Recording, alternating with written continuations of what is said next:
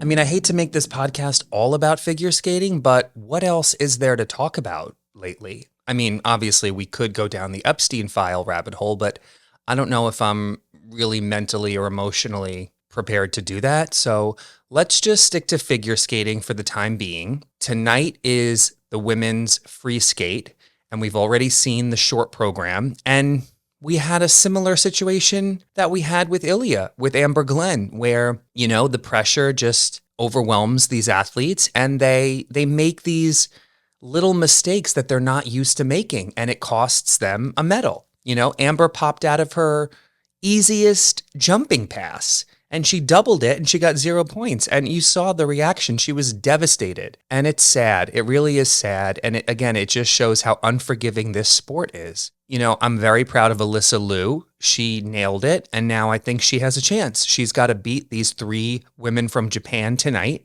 and hopefully get a medal for the USA. I mean, we have not seen a woman on the podium in figure skating in many years, which brings me back to a recent subject that I covered on this podcast that has not yet aired. But essentially, I did a whole episode about how terrible I feel for Michelle Kwan still to this day, because, I didn't remember until very recently when I went down that YouTube rabbit hole and I was watching all of these old Olympic programs and skates, and I had forgotten that Michelle Kwan lost the gold medal back-to-back Olympics. She lost in Nagano to a young Tara Lipinski, who came out from behind and swiped that gold medal from Michelle. Deservedly, Tara Lipinski had a flawless skate, and she captured the world's attention that year. I'll never forget where I was. I was in Vermont at Aunt Gail and Uncle Mitchell's house, and we were watching when Tara Lipinski upset Michelle Kwan and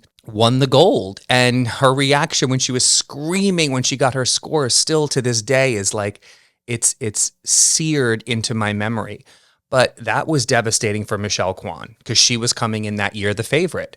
And then lo and behold, 4 years later in Salt Lake City, she's once again the favorite. And who comes out from behind? Sarah Hughes, looking like Elizabeth Holmes from Theranos, with that matronly haircut of hers. I think, listen, no disrespect, Sarah Hughes, adorable, wonderful figure skater. I think that haircut aged her about 15, 20 years. It was a little matronly for a 16-year-old girl. She came in that year again and essentially upset the Michelle Kwan victory. And I just can't even fathom how that must have felt for Michelle Kwan. It must have been like Annette Bening and Hilary Swank, I still to this day find that whole situation fascinating when, Annette Bening was the favorite to win the Oscar for American Beauty, and then Hilary Swank came in for $1 Million Baby. No, it was Boys Don't Cry the first year. Hilary Swank beat Annette Bening, Best Actress, for Boys Don't Cry. And then many years later, it was once again Annette Bening's Oscar to lose. Can't remember what movie it was for, but it was the year that Hilary Swank won again for $1 Million Baby. So twice, Annette Bening lost the Oscar to Hilary Swank, and twice, Michelle Kwan lost the gold medal to younger American figure skating. Think about that for a second. And we're going back to the 90s, like I said, 98 in Nagano, 02 in Salt Lake City. There was a lot of competition during that time. The Russians were still in it. It was before, the Kamila Valieva scandal, when she was tested positive for the banned substance, and then she tanked in Beijing. And, Trusova, I think, won the gold that year. Sasha Trusova. But we're going back to in the 90s when you had Irina Slutskaya, and you had, what was that other one's name? The one that was skating with Nancy Kerrigan and Tanya Harding. It's going to come to me. Oksana Bayul, this was like the golden era of figure skating. Mind you, I sometimes forget my relatives' names.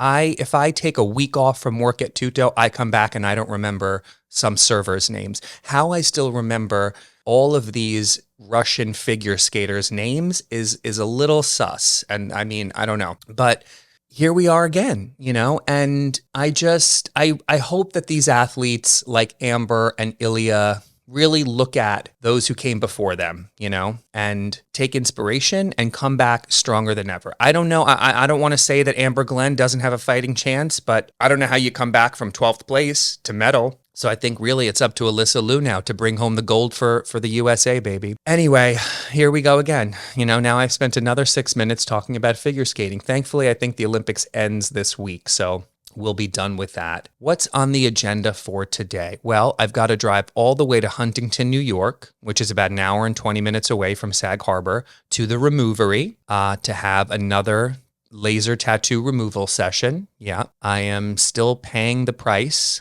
dearly for mistakes that I made in my 20s. I had 2 tattoos. I still have one that is in the process of being removed. The one on my wrist is essentially gone. There's a little speck left, and they zap that every time I go. But the one on my right forearm, which says, "Here's to the crazy ones," is still quite visible. And listen, I think that the tattoo itself still has significance. At least the quote does. If you Google "Here's to the crazy ones, the misfits, the rebels, the round pegs, and the square holes," it was that slogan, that campaign in the 80s or 90s, "Think Different" from Apple. And it represents the people who think they're crazy enough to change the world being the ones who actually do. And I still believe very much in that. And I try and kind of live my life with that approach. But I am so sick of looking at this Courier New sentence on my arm, and it's got to go. And I've been going for way longer than I needed to. But the problem was I started the process of tattoo removal about 10 years ago on my left wrist, and I didn't go as frequently as I should have. So I've just stretched this out over the course of a decade. And it was only recently, about 6 months ago, that I decided, let me start going every 2 months like they suggest. And now you can see the one on my forearm is actually finally fading away. Now, the one on my forearm I got with a group of friends in Miami. I think it was 2008 or 2009. We were on spring break, and, I think it was like the era of Miami Ink, and it was a rainy, cloudy day, and we all decided to go get tattoos. I remember Chris got a cross on his upper back, because he's such a, altar boy, I guess. Sasha would have gotten some sort of whimsical fairy-esque symbol. I think she got it on her, what part of the body would this be? Like her torso. But no, not her torso, like her side, like on her side. Stephanie White's, I think I remember that year, she covered up one of her other tattoos with a cat. And the best was Jenna. Jenna then was left not knowing what to get. She didn't have like a particular vision or desire. And I'm like, Jenna, why don't you get the words "l'amour fou" on your hip? Because it means crazy love, and it's so cool and sexy. And I mean, really, it was the title of one of my favorite episodes of The Sopranos. When Tony was dating Gloria, played by Annabella Sciorra, and they had this crazy toxic relationship. And one of the episodes was called Crazy Love, L'amour fou. And I just remembered that French expression. And never in a million years did I think that Jenna would actually go for that, but she did. And now to this day, I think she regrets having the words "l'amour fou" on her, bikini line. But Jenna, if you need a promo code for tattoo removal, give me a call. I'll set you up at the Removery. Now, the one on my wrist, which is gone, that was really a disaster because I hated that the moment I got it. I picked this awful font and I chose to do an acronym for a quote. So it ended up just looking like the word Italy on my wrist, but written in like Comic Sans, and it wasn't near perfect. It was a disaster from the start, and I should have known better. I got that tattoo once again with Sasha and Stephanie, terrible influences, but this was at a random like roadside tattoo parlor in Beaufort, North Carolina. What would have possessed me to decide, let me get my first tattoo spontaneously at this little shack on the side of the road in the deep South? I don't know, but I did, and I'm grateful every day that it's gone. So those of you out there who have tattoos, I would just say, listen, if you still love your tattoo and the significance, that's great. I just had to look at mine every day, and I reached a point where I just was sick of looking. I don't want any ink on my body unless it's going to be like my lip liner tattooed or my eyeliner tattooed. Eventually, I'm heading in that direction. So I got to do that today. And then I got to go to the gym because I ate 2 bags of potato chips yesterday. So remember when I said that, my Raisin Bran, sorry, let me take a sip of coffee. I need to breathe.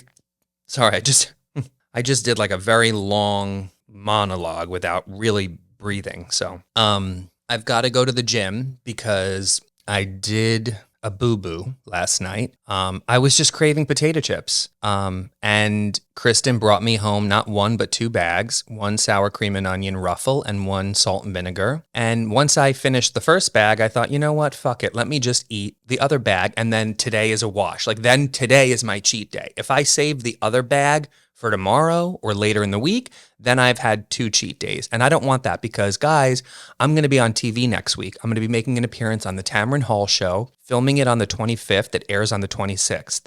So I really just want to look and feel my best that day. Still got to figure out what I'm wearing because after the disaster on Good Day New York with Rosanna Scotto and the horizontal sweater, I need to really be intentional about what I wear. And I'm pretty sure I'm walking out onto the stage for this segment, which means, I've got to look good standing up and then sitting down on the couch. It's a whole complicated situation. But, the potato chips were good. They were satisfying. I will tell you this, and this is the harsh reality of my life right now, is I had all of my silver fillings replaced, as you may know, and aesthetically it looks better, but something ain't right with my bite. I'm still adjusting to the new feeling in my mouth. It just feels very different when I bite down, and there's a little tenderness when I chew.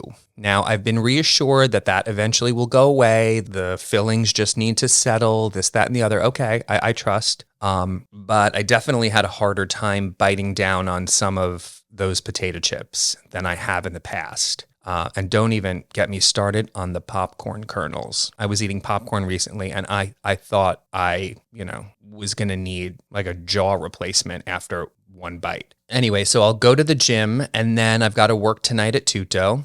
Cacio e Pepe night. Last week was very busy. We had President's Day weekend. We had Valentine's Day. This is sort of a slower month, the next 6 weeks. And then once we hit April, and you got Easter and you got Mother's Day and you got Father's Day, and then suddenly it's Memorial Day weekend. I mean, it really does fly by. It's nuts how time flies. Speaking of time flying, I cannot believe that it's been 25 years. No, 27 years. How many years? I don't know. 27, I think. 27 years since the death of JFK Jr. and Carolyn Bessette and Lauren in that ill-fated flight to Martha's Vineyard. I am so down the rabbit hole on the JFK and Carolyn love story, airing on Hulu right now. And I got to tell you, it's bringing all of these feelings and emotions to the surface. I mean, there's something very nostalgic about watching this show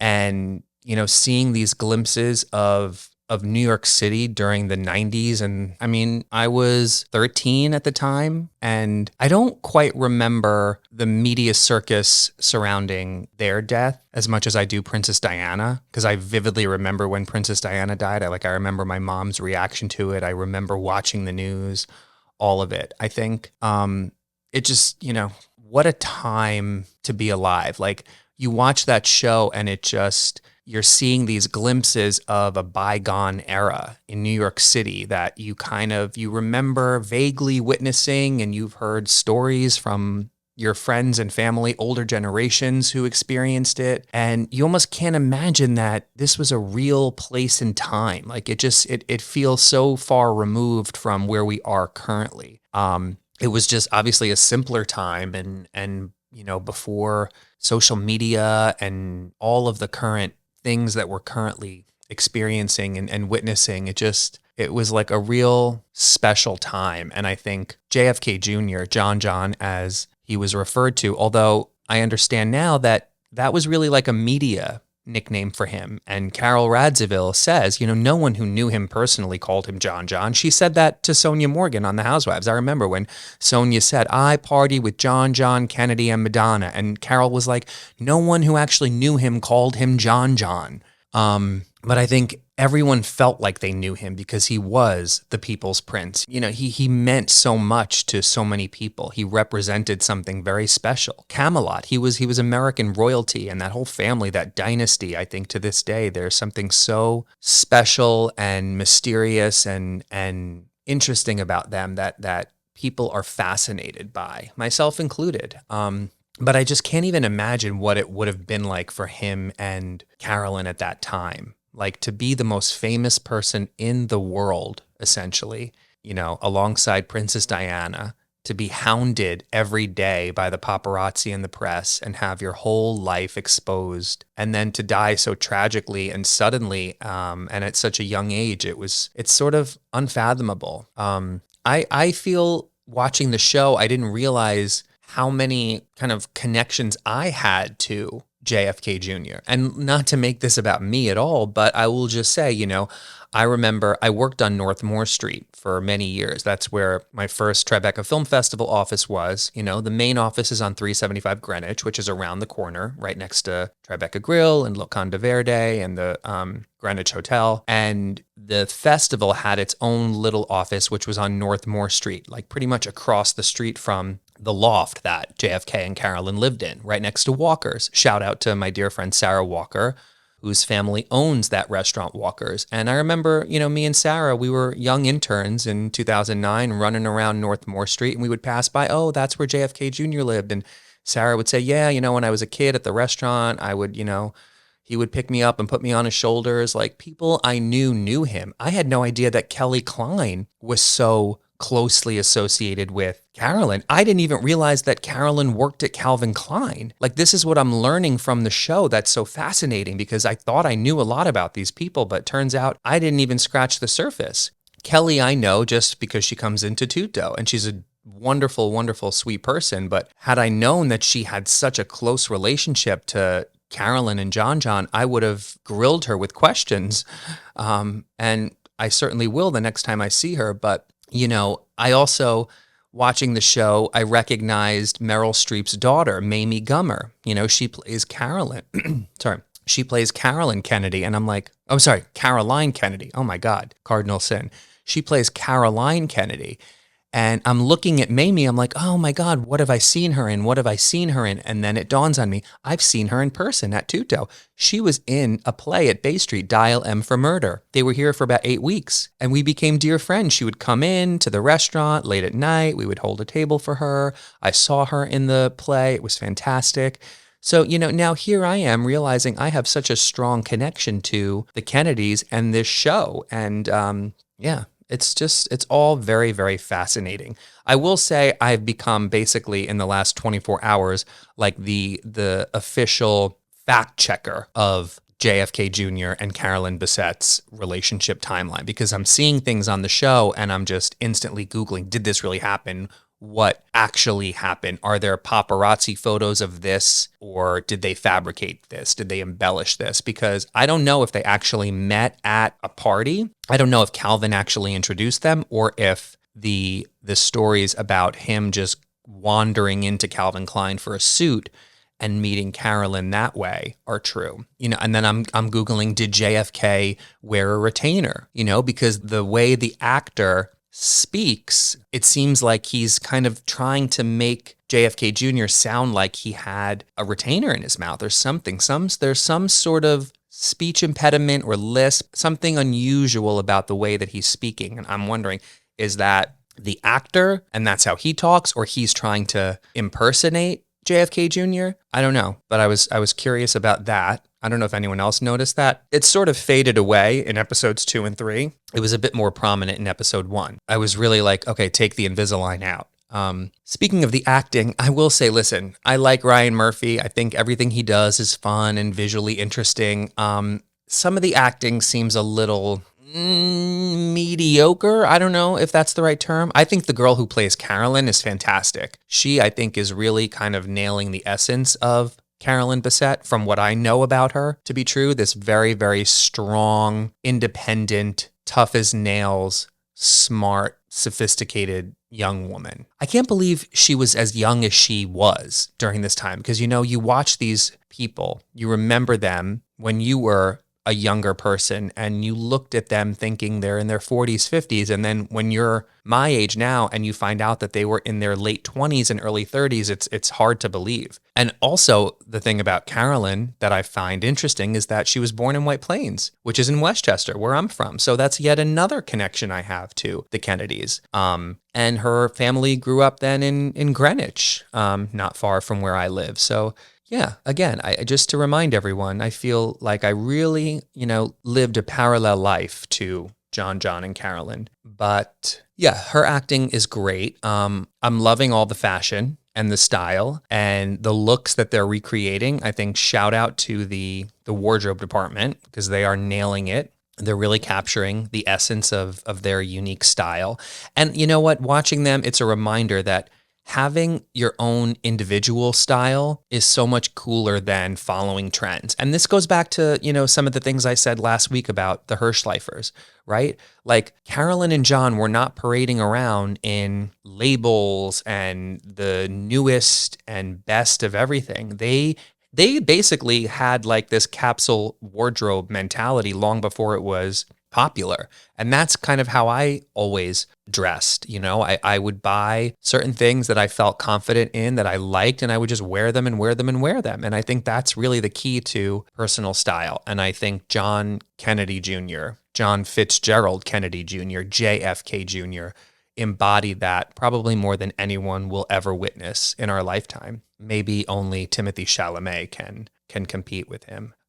But yeah, I'm really enjoying the show and I look forward to the future episodes. And, it definitely also made me think about how many kind of scandals and media frenzies millennials, myself included, have lived through. I mean, in a very short period of time. I remember vividly the OJ trial, right? And then shortly after, the death of Princess Diana was a media circus, and then JFK Jr. was a media circus, and then 9/11 was a media circus, and then, the war, and then what happened between like 2010 and 2020? I mean, President Trump's election the first time around was a media circus, and then COVID, and now the Epstein files. I mean, it's just like, I don't even know. The Epstein files, I think I need to take some more time before I discuss that because it is really like the most shocking thing. It's unfathomable on so many levels, and I need to really do some research before I speak on it because what I will say about it is, yes, it's horrifying and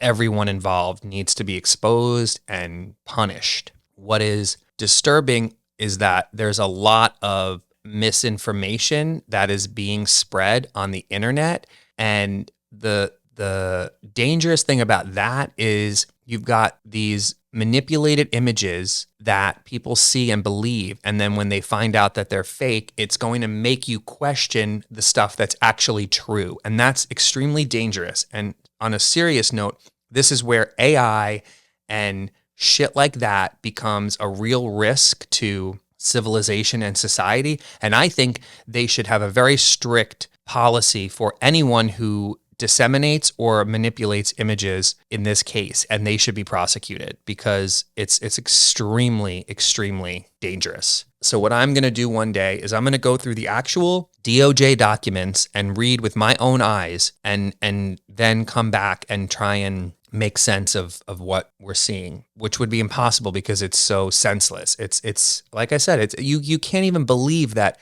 this is real, but yet all the evidence is there, and it's incredibly disturbing. All right, going back to John for a minute. I'm not quite finished with that subject. I found one of the most interesting details to be that when he formed his magazine, George, he didn't cover the Clinton scandal, which I think that says a lot about his character, and you can't fault him for that. I really believe that John F. Kennedy Jr. was a good, noble guy. And I think that kind of proves it. I think he could have very easily fallen into the trap of, let's cover this story just for sales and for headlines and essentially clickbait. But he didn't. He wanted to maintain the editorial integrity of his magazine. And it probably cost him his magazine. They're saying that kind of led to the downfall. And that was one of the things that he was battling, at the end of his life. His marriage was in trouble, and so was his magazine and his business. And not to mention his best friend and cousin Anthony Radziwill was dying of cancer. So he was not in a great place, that weekend that he flew out to Hyannis for Rory's wedding. And I'm sure all of that inner anguish maybe contributed to his poor decision to fly the plane that night. There's just so many factors. I think you dissect the situation, you think, well, what if he didn't do this, or what if he had done this? But the George of it all, the magazine failing, I think was probably weighing very, very heavily on him. But really, if you think about it, he was so ahead of his time with that magazine. Again, this is long before social media. This is when magazines were like gospel. That was how the general public consumed their information, specifically celebrity news, gossip, and etc. So you have to think, well, here's this medium, this print medium, and he is trying to blur the lines between politics and pop culture. Now, at that time, I think it was maybe people weren't ready to accept it or embrace it. Politics was not as a part of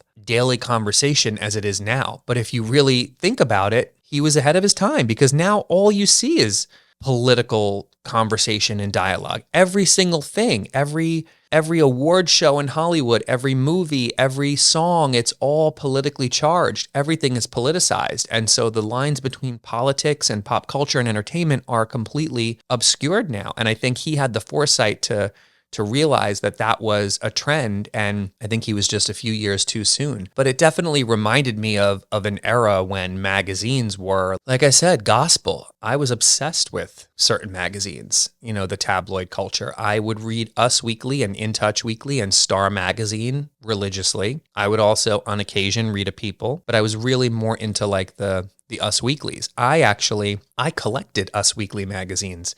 This is how crazy I was. I used to buy 2 per week. One that I would keep in mint condition, preserved in a plastic cover. And then the other one I would actually take to the beach or wherever, and I would read it and trash it. But I wanted to save these magazines, especially certain covers, as keepsakes. And this is going back to like the Bennifer era, when Ben and Jen were together the first time, and Brad and Angelina, or even Brad and Jen. And so I'm thinking maybe 2002, 2003, like that era.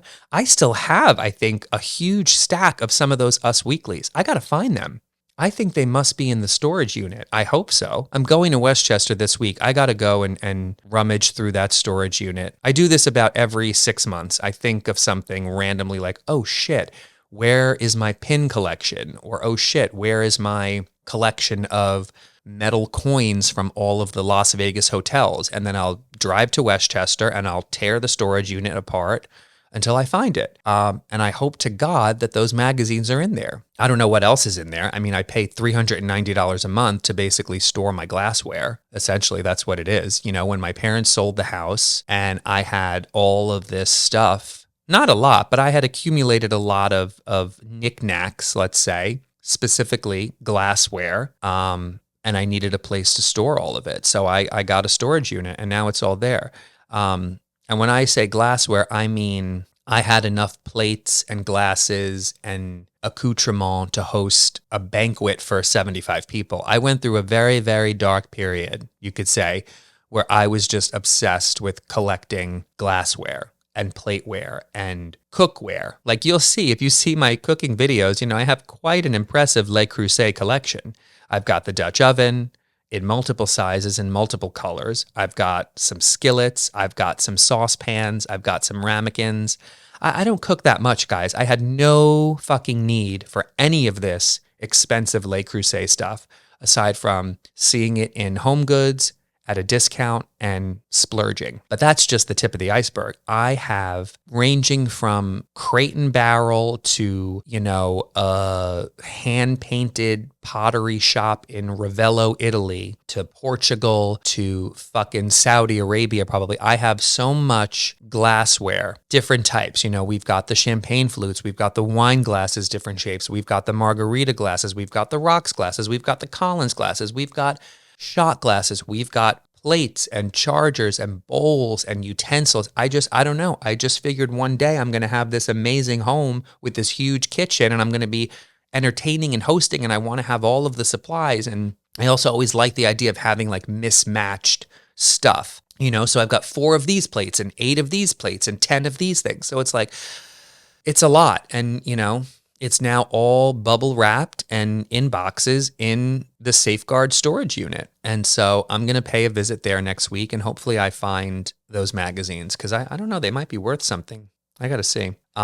Where the hell was I before this tangent? I was talking about, George Magazine and how that affected JFK Jr.'s life and legacy. I don't know, guys. All I know is that I'm sure his family members and friends feel, personal about this show, because it's like the creators of the show are just taking all of this liberty and retelling stories that are not theirs and recreating other people's memories and experiences. But, that's what entertainment is, and I hope that they realize that it's really a way to honor their legacy as opposed to tarnish it. Speaking of tarnished legacies, let's talk about Summer House. I don't know who's casting this show, but they need to have a performance review with the production company and NBC Universal, because first of all, the fact that I have not yet been approached to be on it is sinful, okay?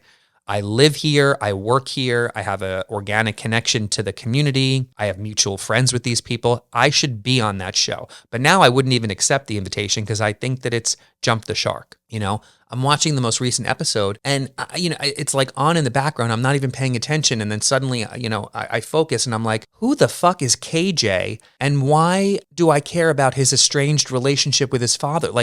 And he's talking to another person who I've never seen or met before. Like, what?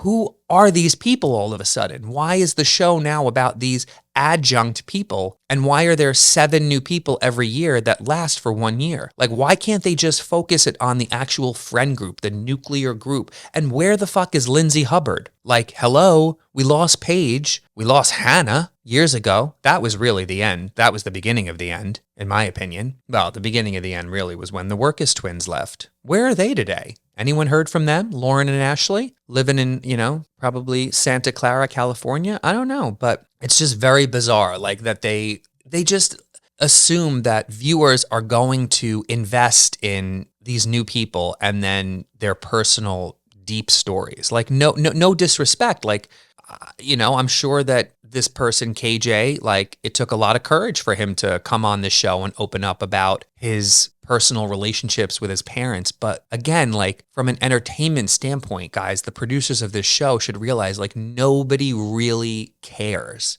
This is not the platform for these topics to be discussed. Like, they should just be talking about Kyle and Amanda at this point, because that's the only interesting plot line on that show. I am very curious, though, what beach they go to. I got to figure that out. I thought it was Cooper's, but no, I don't think it is. I'm sure that can't be hard to figure out.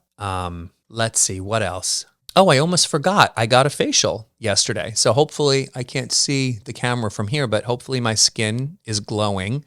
Of course, I went to Olga at Spa 27, the best of the best, and she goes to town. I just trust her. I say, do whatever you want. And before you know it, she's got the microcurrent, she's got the chemical peel, she's got the laser, she's got the ultraviolet, stimulator, she's got the steam, she's got the lymphatic drainage gloves. I mean, it's a whole circus, when you go see Olga. But I leave feeling hydrated and relaxed. She's the best facial masseuse I've ever experienced. And I've been getting facials, guys, for a long time. Okay. I think I was probably 14 when I first got a facial at Leah Shore in New York City. My dad set me up. He would go to Leah Shore and they knew him well. And I got the VI treatment at Leah Shore. And then I transitioned to Mario Badescu because I used their product. So I would go to the Mario Badescu flagship in the 50s. I think it was on like 55th and 3rd. Somebody fact check that. I feel like, do I remember this correctly? Like the door to Mario Badescu like opened the wrong way. Like you would approach the door and you would like go to pull it, but it would actually be a push, and then you would get stuck in the vestibule and it would be like Sarah Jessica Parker and you're like, oh shit, sorry, Mrs. Parker. It was like a whole like situation every time you would go to Mario Badescu. And then I would go to Skin Station on Central Avenue in Westchester. Oh, speaking of Central Avenue, have you seen this news coming out of Bay Plaza? the mall where, 100 or so teens just stormed into the mall and broke glass and destroyed property and vandalized and burglarized. I mean, what the fuck is going on in the Bronx, guys? And now they're saying they have all these targets in Westchester County, New Rock City, Best Buy, and Mount Vernon, where these kids are actively on social media promoting the fact that they are going to break into these brick and mortar businesses.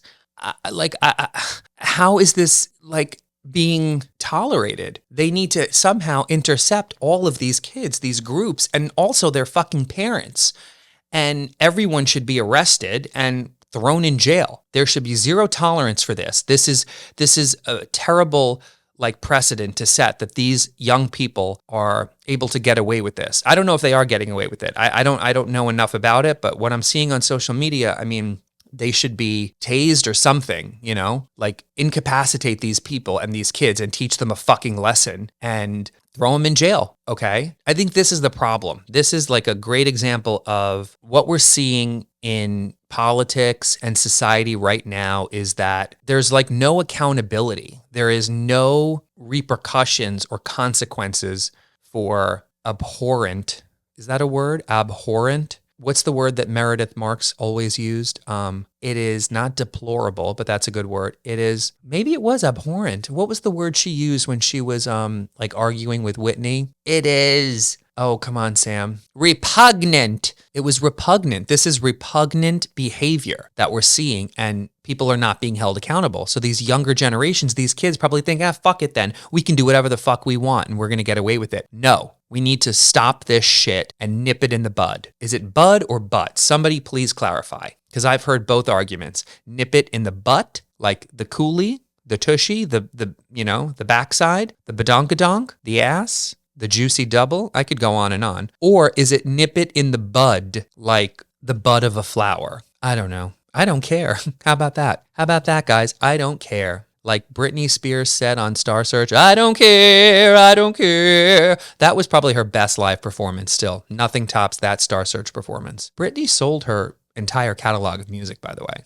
Have we spoken about that? I hope she got 11 figures for that. I think she got 200 million, which is not even enough. But that's a big fucking bold move to sell the rights to your music. But she didn't even write those songs. I'm confused. I need to really dive into the analytics of this deal to understand.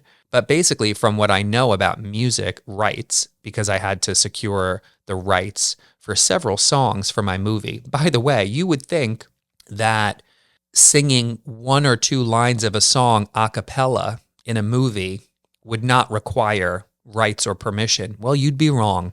Because if you are singing a song and you're singing the melody of that song, then you need to get the publishing rights. Yep.